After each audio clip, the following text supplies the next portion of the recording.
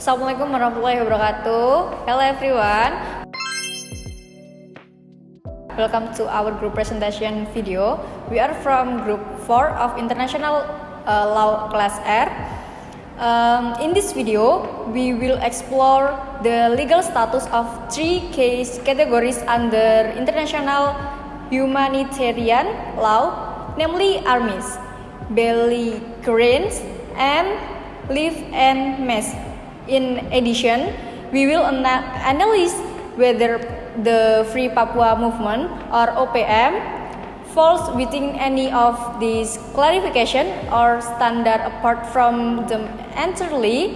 This video is part of our final semester evaluation.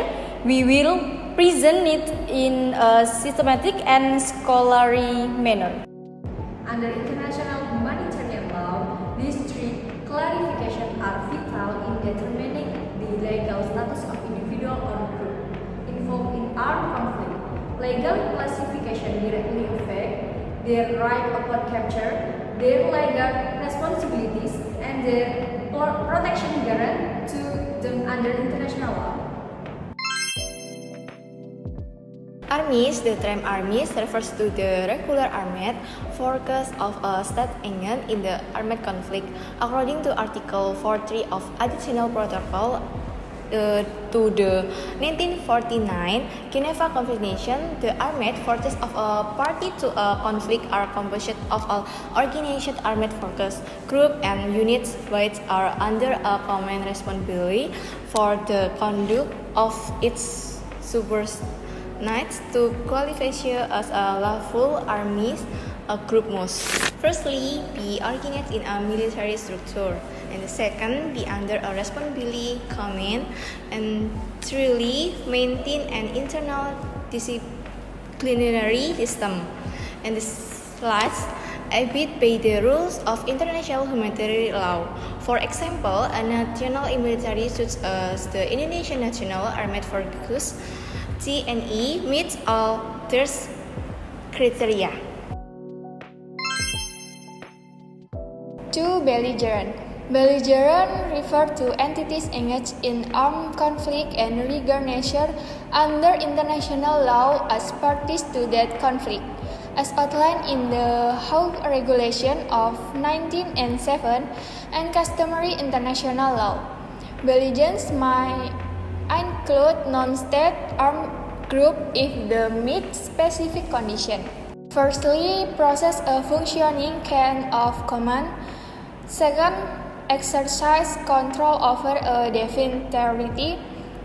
Thirdly, demonstrate the capacity to comply with international humanitarian law. And last, are recognized as parties to the conflict by opposing states or international actors. Being recognized as a belligerent has significant legal implications, including entitlement to prisoner of war status and lawful combatant privilege. Thirdly, Levian Mass. Levian Mass refers to a spontaneous uprising of civilians who, without prior military organization, take up arms to resist an invading force, according to Article 4A6 of the Third Geneva Convention.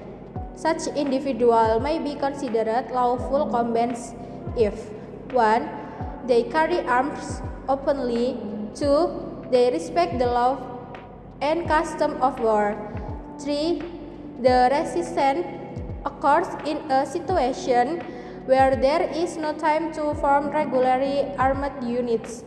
One historical example of Levian mass is the spontaneous resistance by French civilians against Nazi Germany during World War II.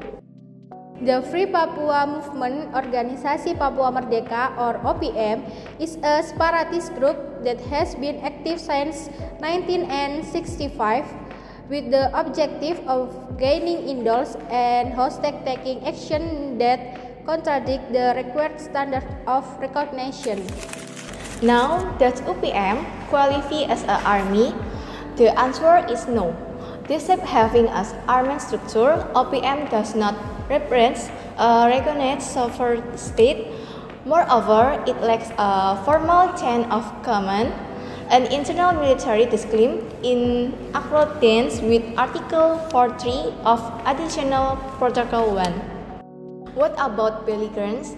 While OPM engages in armed operation and exert limited territorial influence in Papua remote regions, it has not been officially recognized as a belligerent by any state for international organization. Such recognize it essential for attaining lawful belligerent status.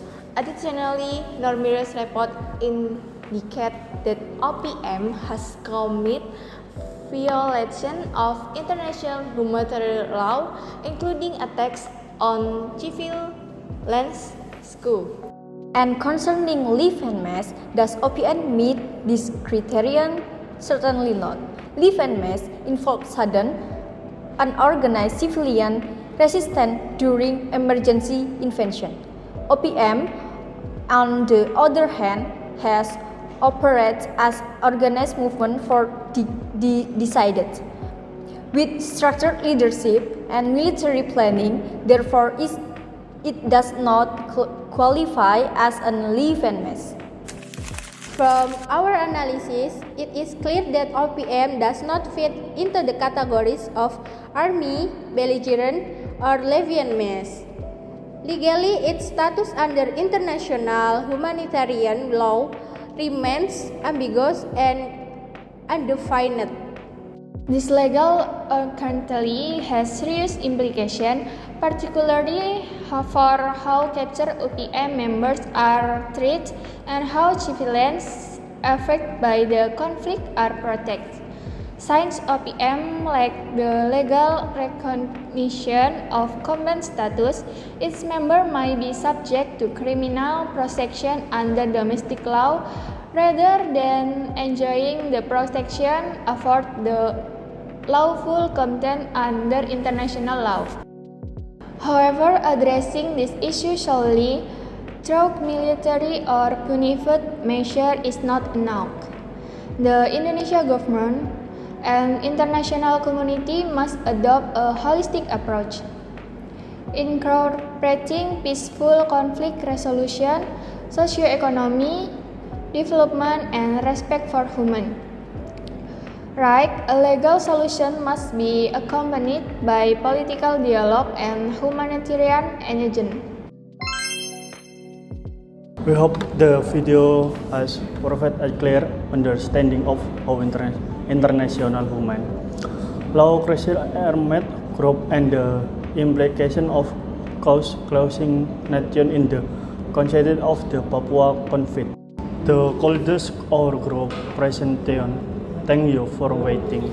Please don't forget to like, comment, and subscribe if you found the video informative. See you our next present. See you. Wassalamualaikum warahmatullahi wabarakatuh.